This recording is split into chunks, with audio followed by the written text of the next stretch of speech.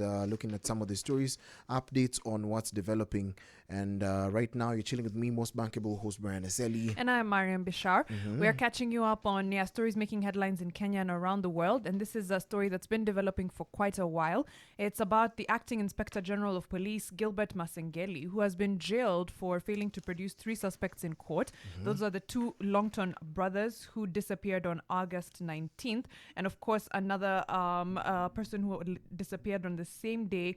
And of course, they've been asked to produce him in court several times, but acting IG Masengeli basically ignored court summons and was held in contempt and sentenced by Justice Lawrence Mugambi to 6 months in prison. And of course, the relationship between the executive and the judiciary plunged to a new law yesterday after the Chief Justice protested that police had withdrawn the security of a judge who had jailed the acting police chief for contempt of court. And there's been a lull in the storm between the 2 arms of government.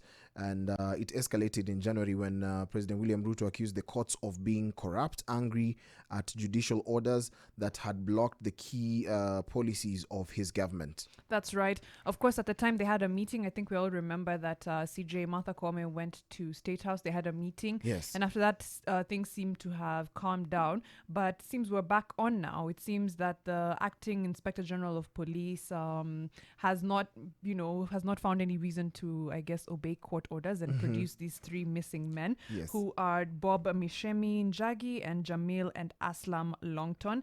And now that he has been held in contempt and jailed, I think he's supposed to produce himself at the nearest police station. But then the question is, who will arrest the acting Inspector General?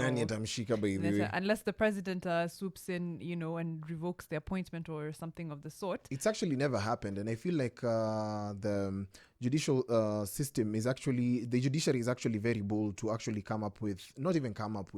just to make such clear sentences. So the withdrawal of Justice Mugambi's bodyguards and driver was made over the weekend.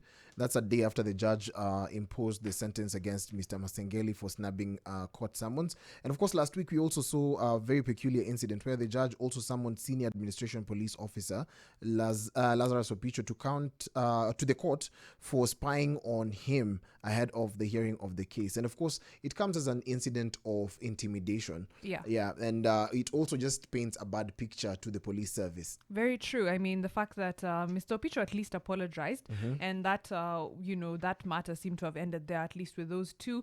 But IG Masengeli has snubbed the court orders. Of course, this withdrawal of the security is very suspect. I saw a statement circulating around allegedly by the acting IG saying that it's not that the security has been withdrawn, it's that they have gone for a VIP training service or something of the sort. I said, right? But then I said, we have enough people in the service to actually take over. To take over? Someone to replace them? Yeah. Also, the fact that you are in contempt of court for not appearing and you're still making statements. I don't know. There's a level of impunity by the police service that's just very unimaginable. Of course, the fact that we have to respect each other, the executive, the judiciary, the legislature, all have to obey the laws of the land and the constitution. And there's one party here who's trying to uphold the said law and the other one acting like they are above it. So the enforcer is not following the law. Big question, right?